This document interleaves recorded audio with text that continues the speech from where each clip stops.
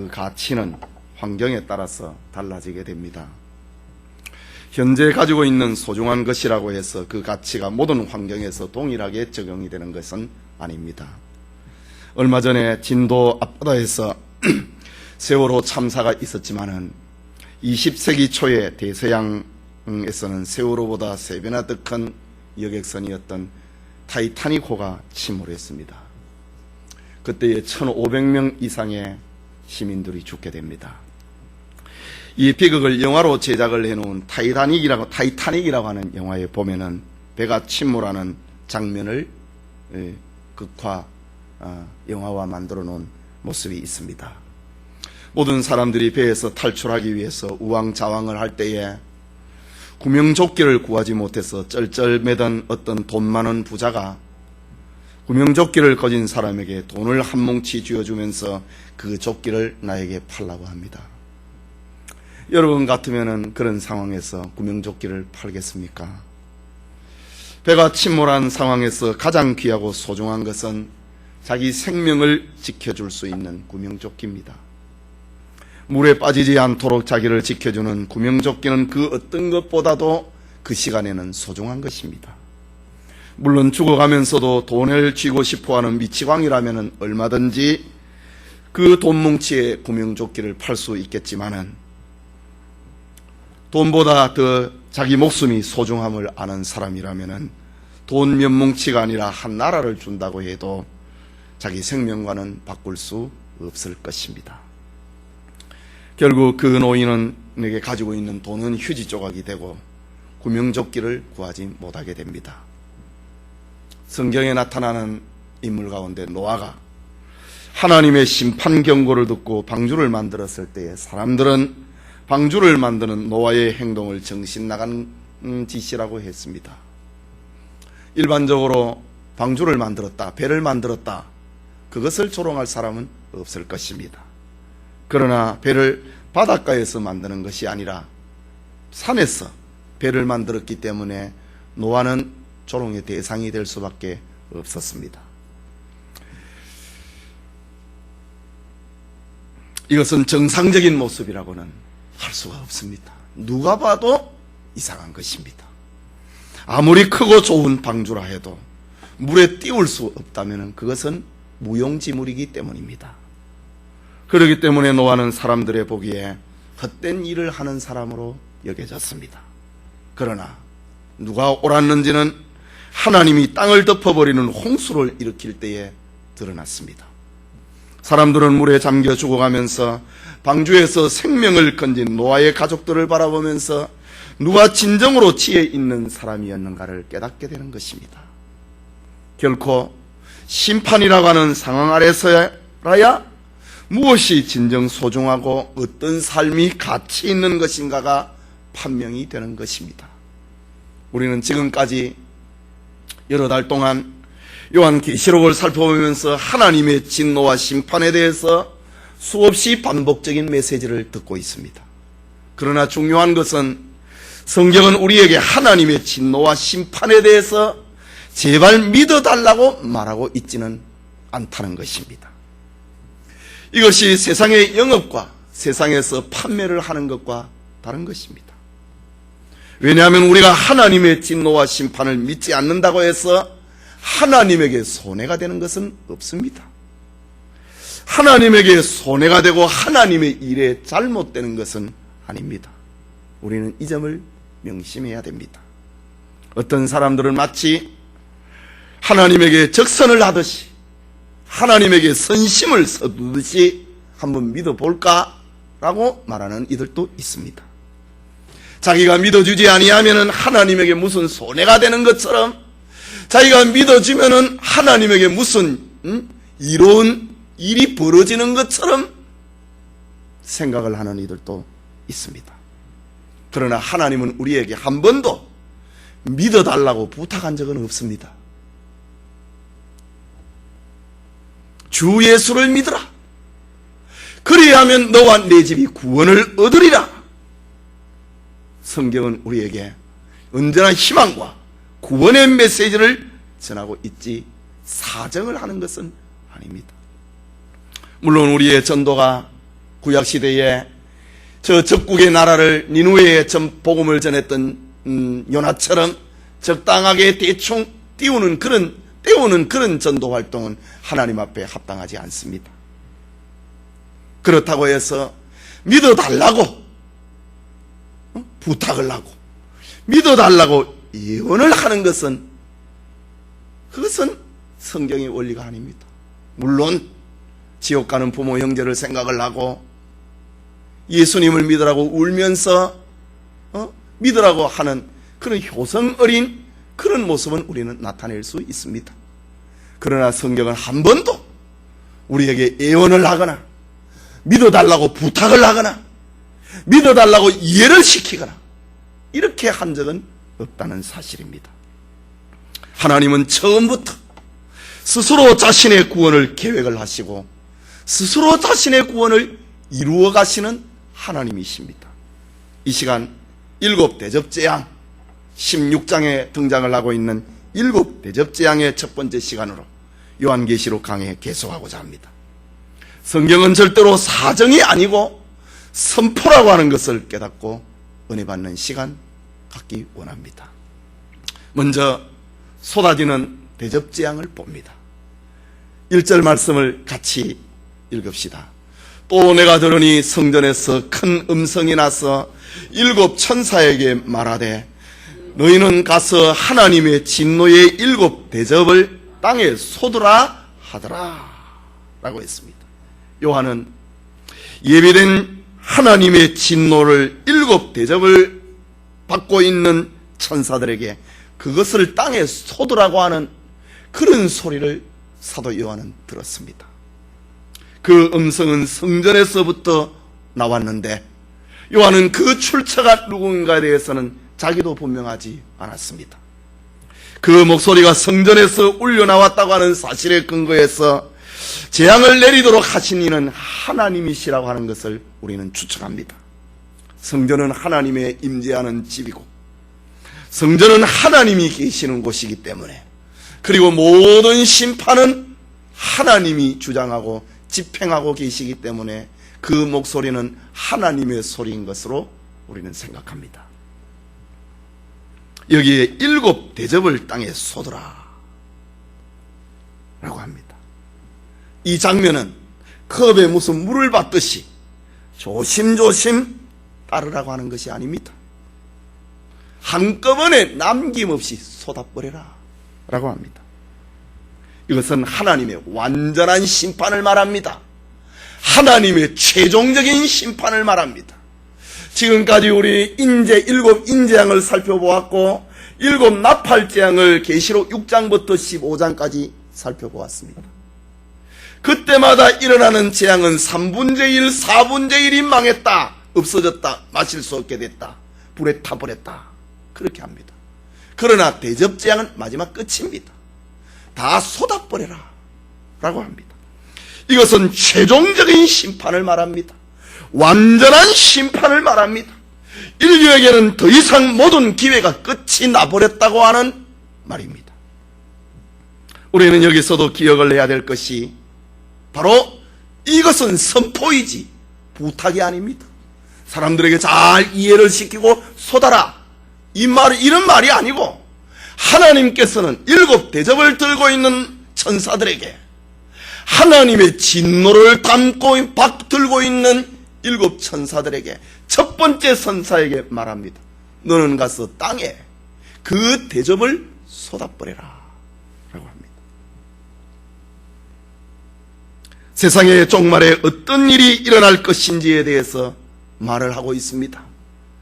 그러나 제발 하나님의 심판을 이해를 해달라. 하나님의 심판을 오해하지 말아라. 하나님의 심판을 믿어달라고 부탁하는 장면이 아닙니다. 믿음은 믿어주는 것이 아니라 믿어지게 되는 겁니다. 다시 한번 말을 합니다. 믿음이라고 하는 것은 믿어주는 것이 아니라 믿어지게 되는 겁니다. 하나님의 말씀은 오직 하나님의 백성들만이 믿을 수 있는 것입니다. 하나님의 백성 아닌 자들은, 택자가 아닌 이들은 믿을 수가 없는 것입니다. 믿어줄 수도 없는 것입니다. 성경에 노아의 은혜를 입었던 노아만이 하나님의 심판을 믿었습니다. 믿어준 것이 아니라 하나님의 은혜를 입었던 노아만이 하나님의 심판을 믿었습니다. 이 세상 마지막에도 은혜를 입은 하나님의 백성만이 심판의 메시지가 하나님의 말씀으로 들려오게 되는 겁니다. 그러니까 뭐 이해, 오해, 부탁 소용없는 것입니다. 그렇다면 우리가 사는 세상에서 가장 소중하고 가장 가치 있고 가장 귀한 것이 무엇이겠습니까? 앞에서 말한 대로 배가 침몰하는 위기에서 소중한 것은 평소에 하찮게 여겼던 구명조끼입니다. 침몰하는 상황이 없다면 구명조끼는 의미가 없습니다. 소유할 가치도 없습니다. 가져야 될 의미도 없습니다. 그러나 침몰이라고 하는 상황에서 구명조끼는 그 무엇보다도 소중한 것입니다. 하나님의 진노가 쏟아지는 것이 바로 우리가 살고 있는 이 세상이라고 하는 것을 믿는다면 이 하나님의 진노에서 우리를 구원할 수 있는 것은 바로 예수 그리스도를 믿는 믿음밖에 없습니다. 그것이 이 세상 끝날에는 가장 소중한 것입니다. 그런데 오늘날 왜 예수님을 믿는다고 하는 사람들이 믿음을 소중한 것으로 여기지 않는가?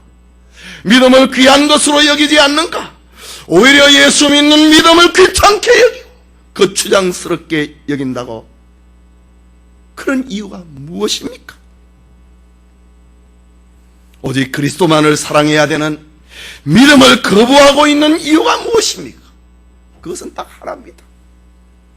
이 세상에 하나님의 진노가 쏟아지는 곳으로 보지 않기 때문입니다. 그냥 믿어주는 것처럼 살고 있기 때문에 믿음을 거추장스럽게 여기는 것입니다.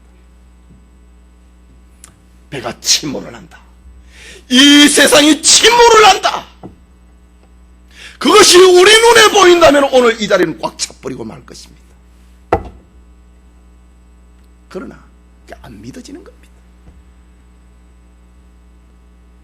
세상을 믿고 세상을 소망해 여전히 거기에 소망을 두고 있기 때문입니다. 그러나 주님은 절대로 우리의 이해를 구하지 않습니다. 혹시라도 우리가 오해할까봐 하나님은 떨지 않습니다.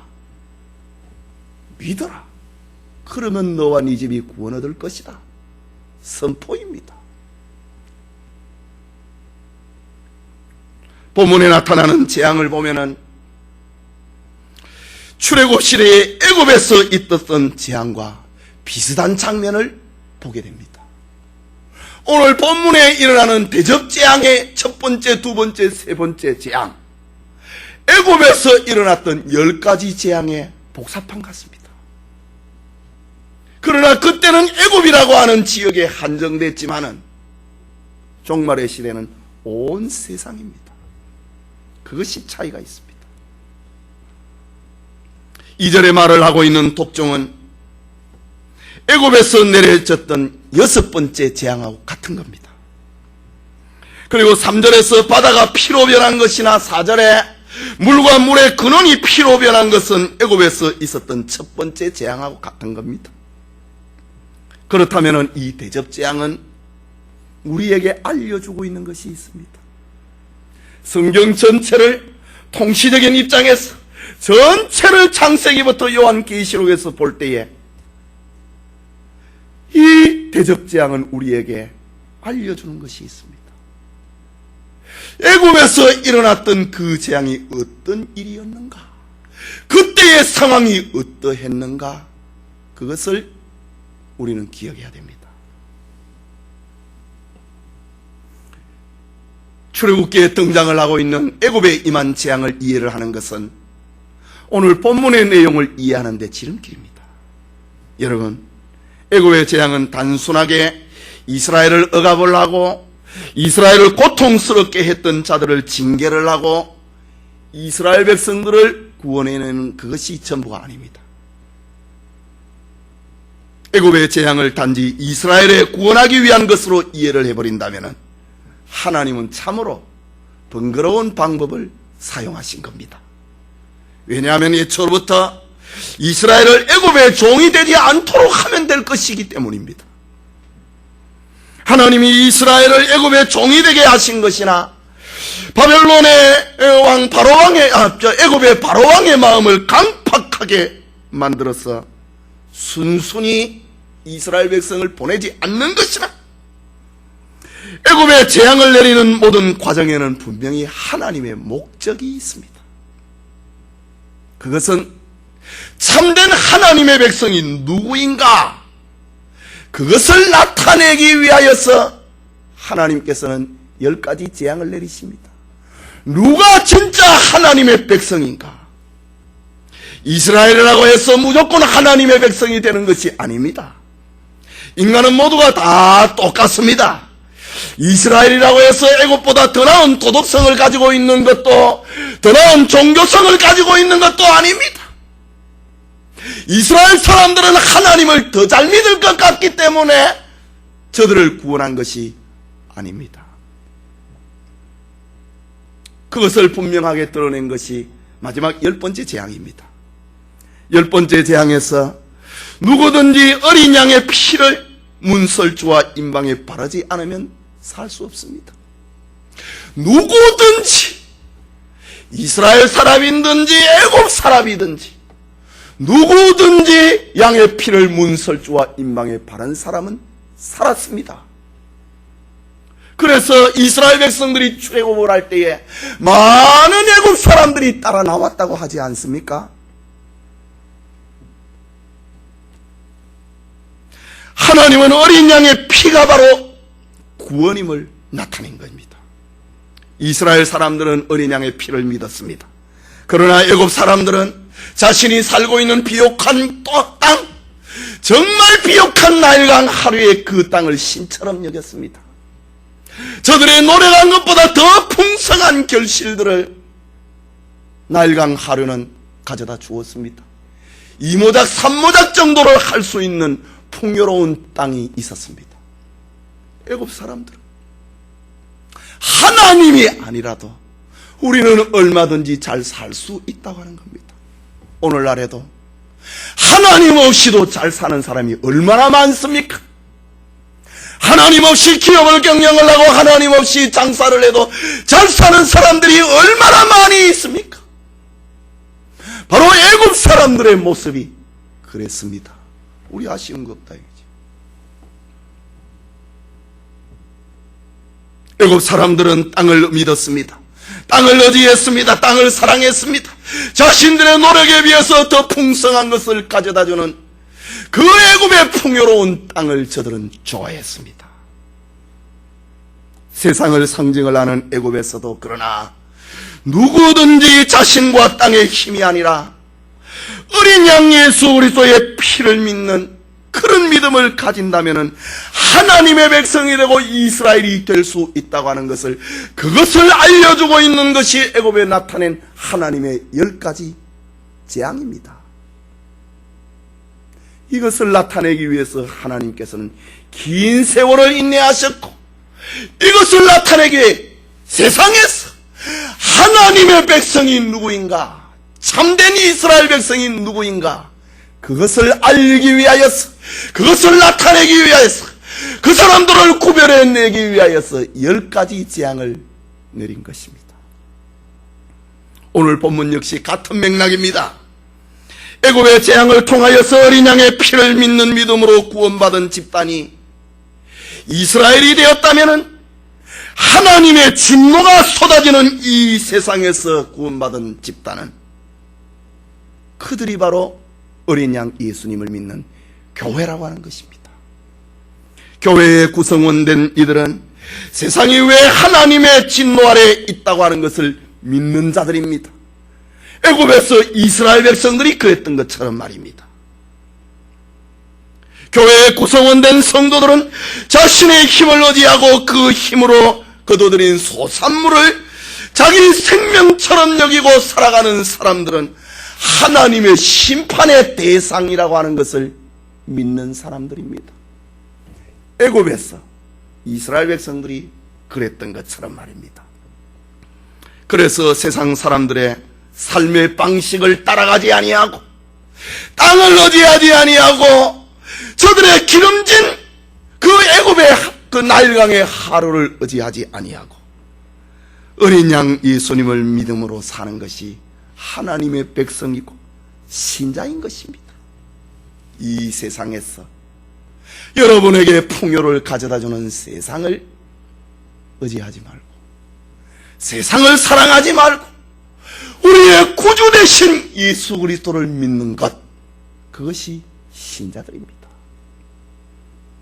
이 믿음의 축복이 여러분과 함께하기를 소원합니다.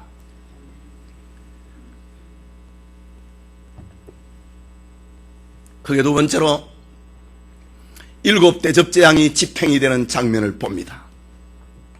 먼저 첫째 대접재앙입니다. 2절을 같이 읽읍시다. 첫째가 가서 그 대접을 땅에 소돔에 악하고 독한 헌대가 짐승의 표를 받은 사람들과 그 우상에게 경배하는 자들에게 나더라 라고 합니다. 첫 번째 천사가 대접을 땅에다 쏟아버렸습니다. 그러자 악하고 독한 헌대가 발진하기 시작했다 합니다. 여기 악하고 독한 헌대는 의학적으로 부스러움으로 인하여서 매우 가렵고 진물이 나고 고름이 나는 피부병을 가리킵니다. 보통의 종기들은 부드럽고 섬세한 부분에 나는데 오늘 성경에 나타나고 있는 독종의 발진은 욥의 경우처럼 온몸에 염증을 일으킵니다. 욥기 2장의 7절에 보면 사탄이 이에 여호와 앞에서 물러가서 욥을 쳐서 그 발바닥에서 정수리까지 악창이 나게 한지라 라고 했습니다. 바로 이 종말에 드러날 첫 번째 대접재앙이 바로 이 악창입니다. 발끝에서 정수리까지, 머리 꼭대기까지 말입니다. 신명기 28장 27절에는 여호와께서 애굽의 종기와 치질과 괴혈병과 개창으로 너를 치리니 네가 치료함을 얻지 못할 것이라. 또 35절에는 여호와께서 네 무릎과 다리를 쳐서 고치지 못할 심한 종기로 바라게 하여 발바닥에서 정수리까지 이르게 하시리라 라고 했습니다. 구약시대에 간헐적으로 나타나는 이런 재앙이 마지막 종말 시대의 첫 번째 대접을 쏟아버리자 땅에 거하는 이들에게 이런 재앙이 발끝에서 머리끝까지 발진을 하게 된 것입니다. 그렇다면 애굽의 종기요 독한 헌대는 인간의 어슬려는 치료가 불가능한 고통을 말합니다. 세상의 모든 질병과 고통이 하나님의 재앙이라고 할 수는 없지만은 하나님의 진노로 세상을 심판할 때 쏟아지는 독종은 분명 하나님의 심판이고 고칠 수 없는 병이 되고 말 것입니다. 이것이 누구에게 쏟아지는가? 2절 말씀에 짐승의 표를 받은 사람들과 그 우상에게 경배하는 자들에게 나더라 라고 했습니다. 애굽의 10가지 재앙들 가운데서 이스라엘과 하나님의 백성에게는 이 재앙이 임하지 않았습니다. 대접재앙도 바로 이렇다고 하는 말입니다. 대접재앙은 짐승의 표를 받은 사람들과 그 우상에게 경배하는 자들에게 나더라. 이건 우리하고 상관없는 겁니다. 정말 안심하십시오. 대접재앙은 확실히 불신자의 심판입니다. 짐승의 표 받은 사람들 그리고 우상에게 경배하는 자들에게 대접재앙, 독한 헌대가 나기 시작합니다. 저들은 하나님을 떠난 사람입니다. 짐승의 표를 받은 사람입니다. 우상에게 경배한 사람들입니다. 저들에게 이 세상 마지막에는 지옥에서가 아니라 이 땅에서 고통과 죽음과 절망을 당하게 된다고 하는 메시지입니다. 저들은 하나님의 구원을 거절했던 사람입니다. 하나님을 배반한 사람입니다. 하나님을 배은한 사람입니다. 그리고 적극적으로 하나님의 이름을 회방한 사람입니다. 애굽 사람들처럼 물질을 숭배를 하고 자기를 신뢰하고 세상의 영화를 추구하던 사람들입니다. 저들에게 필연적으로 하나님의 진노가 임하고 만 것입니다. 헤롯 아그리파 1세가 하나님의 영광을 가로채다가 벌레에 물려 죽었다고 합니다. 이스라엘을 멸망을 시켰던 디도 장군은 로마로 돌아가면서 노래를 불렀습니다. 하나님은 해전에서는 강하지만은 저 출애굽 시대의 홍해가 갈라지는 그 사건을 연상을 합니다. 디도 장군은 하나님은 해전에서는 강하지만은 육전에서는 나보다 못하구나. 하나님을 조롱하면서 로마로 돌아갔습니다. 그러다가 날파리 한 마리가 코로 들어가 버렸습니다. 그리고 왱왱거리는 소리 때문에, 벌레 소리 때문에 그는 미쳐서 죽고 말았습니다. 이처럼 하나님은 모든 시대를 통하여서 악인들과 짐승을 경배하는 자들을 징계하십니다. 세상의 삶의 방식, 애굽의 삶의 방식을 버리고 회개하고 어린 양 예수 그리스도를 믿는 길밖에 없다는 것을 우리에게 알려주고 있습니다. 두 번째 대접재앙입니다. 3절입니다. 같이 읽읍시다. 둘째가 그 대접을 바다의 소돔에 받아가고 죽은 자의 피가 치려니 바다 가운데서 모든 생물이 죽더라 라고 합니다. 바다가 연구의 대상이 된 지는 오래가 되었지만은 여전히 바다는 신비에 쌓여 있습니다. 몇 달 전에 저 남인도양에 떨어져 버렸던 말레이시아 비행기, 지금도 어디 떨어졌는지 모릅니다. 정말 바다는 신비합니다.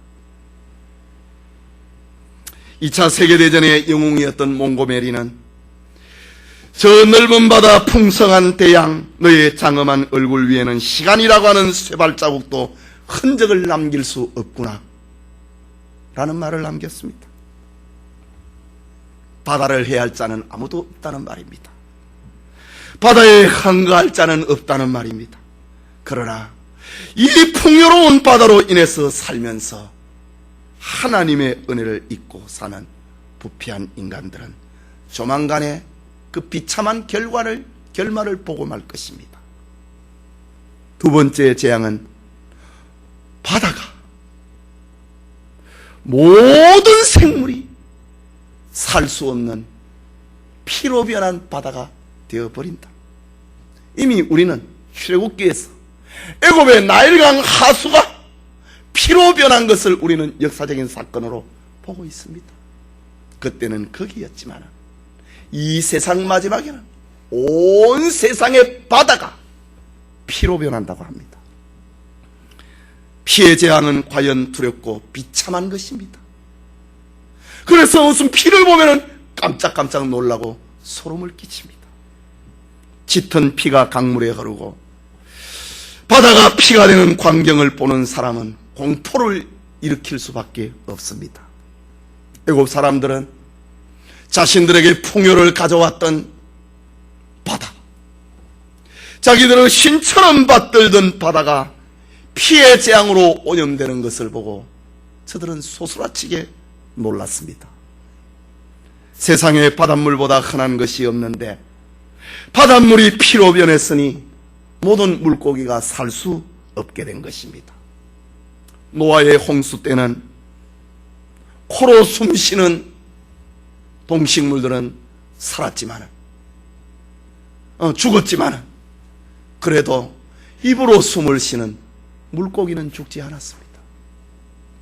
그러나 이 세상 마지막 심판 때에는 모든 물고기가 피로 변한 바닷물로 인하여서 다 죽더라 라고 합니다.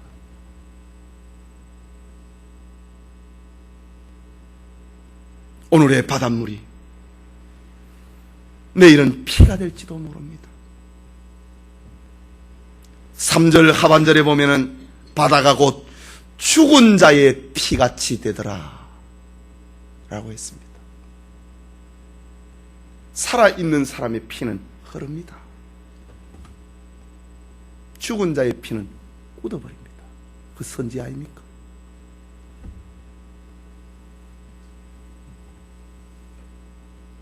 죽은 자의 피라고 합니다.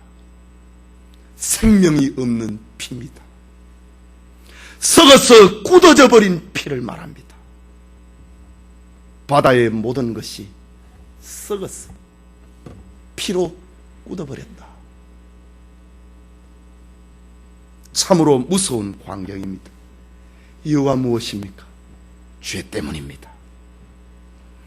하나님의 구원의 방법을 거절한 죄 때문입니다. 하나님을 회방한 죄 때문입니다. 과연 예수님이 말씀하신 것처럼 죄에 대하여라 함은 저희가 나를 믿지 아니함이라. 그것 때문입니다. 요한이 보았던 환상 가운데 바다는 죽은 자들의 피가 흘러내려가는 그런 광경을 본 것입니다. 거기에는 생물들이 살 수 없고 썩고 굳어 고약한 냄새만 풍기고 있습니다. 모든 재앙이 짐승에게 경배하는 이들에게 이것이 지금 쏟아지고 있습니다. 회개치 않는 자들은 지옥으로 데려가는데 인도될 재앙인 것입니다. 깨닫는 은혜가 있기를 바랍니다. 세 번째 대접 재앙입니다. 바다가 피로 변해도 마실 물이 있으면 기본적인 생존은 가능할지 모릅니다. 그러나 이 세상 마지막에는 심판은 피할 틈을 주지 않습니다. 4절을 같이 봅시다. 셋째가 그 대접을 강과 물 근원의 소돔에 피가 되더라. 지금 연거푸 쏟아지고 있는 마지막 종말 심판입니다. 이렇게 하고 난 다음에 마지막에는 불태워버린다. 이렇게 해서 죽은 자들을 지옥으로 데려가고 이렇게 해서 썩어버린 이 세상을 하나님이 불태워버린다. 그것이 바로 이 세상 마지막은 불심판당한다고 하는 겁니다. 그런데 오늘 보니까 강과 물의 근원에 셋째 대접이 쏟아지니 피로 변해버렸습니다. 강과 물의 근원이 피로 변해버리면 우선 마실 물이 없습니다. 생존할 수가 없습니다. 생수 사 먹으면 되지. 그 생수는 물의 근원에서 캐내는 겁니다. 세탁도 못합니다. 모든 것이 살 수 없습니다. 목이 타고 입술이 바삭바삭 타는 듯한 목마름은 죽음 이상의 고통인 것입니다. 그렇다면 강과 물의 근원이 피가 되리라고 하는 것은 목말라 애타는 죽음의 세상, 불결한 세상의 종말을 말합니다. 오늘날 사람들은 종종 오염된 물을 마시면서 얼마나 분노하고 얼마나 공포를 느낍니까? 그러나 이 세상 종말에는 하나님의 심판은 오염 정도가 아니라 마실 수 없는 물의 세계가 되어버린다는 겁니다. 물이 변하여서 피가 되기 전에 생명수 되시는 우리 주님 앞에 나와야 됩니다. 예수님은 내가 주는 물을 먹는 자는 영원히 목마르지 아니하리니 나의 주는 물은 그 속에서 영생하도록 솟아나는 샘물이 되리라 라고 했습니다. 그러나 이 세상 종말에 주님을 멀리하는 사람은 이 땅의 물도 마실 수 없을 것이다 라고 합니다. 계속해서 본문 5절을 봅니다. 내가 들으니 물을 차지한 천사가 가로되 전에도 계셨고 시방도 계신 거룩하신 이여 이렇게 심판하시니 의로우시도다. 물을 차지한, 물을 관장을 하는 천사라고 합니다. 요한 계시록에 보면은, 계시록 7장에 보면은 바람을 맡은 천사가 있습니다. 바람을 관장을 하는 천사가 있다고 했습니다. 그래서 하나님께서는 바람을 관장을 하는 천사에게 내 모퉁이 있어서 바람이 부는 것을 잠시 붙잡아라. 전쟁 보류령을 내린 것이 계시록 7장입니다. 그리고 계시록 14장에 우리가 이미 강해를 했는데 불을 관장하는 천사가 있다고 했습니다. 오늘 본문에서는 물을 관장을 하는 천사입니다. 물을 관장을 하는 천사가 바다가 죽은 자의 피처럼 되어버리고 강과 샘의 근원이 피로 변해버리는 그런 장면을 보고 하는 말, 하나님의 심판은 옳습니다 라고 찬양합니다. 계속해서 천사가 외칩니다. 6절에 저희가 성도들과 선지자들의 피를 흘렸으므로 저희로 피를 마시게 한 것이 합당하니이다 하더라. 그렇다면은 이 대접재앙의 대상이 누구인가를 밝히고 있습니다. 저희가 선지자들과 성도들의 피를 흘렸다 이거지. 그러니 저들이 피를 먹는 것이, 피를 먹고 죽는 것이 당연하다. 천사의 소리입니다. 세상 사람들이 성도와 선자들의 피를 흘렸기 때문에 마지막 날에 저희들로 하여금 피를 마시게 하는 것이 옳습니다 라는 천사의 소리입니다. 피에 굶주린 자들을 향한 하나님께서 저들의 심판에게 너희가 피를 먹으라 라는 말입니다. 남의 피를 보고 좋아하는 자는 이 세상 종말에 그 목구멍이 차도록 피를 마시게 될 것입니다. 그리고 죽을 것입니다. 죽고 지옥불에 떨어질 것입니다. 그러나 의의 태양이신 주님을 바라보는 사람은 영생을 얻습니다. 우리에게 마실 물을 주시는 하나님께 감사하지 아니하면 물이 없어서 낭피할 때가 오고 말 것입니다.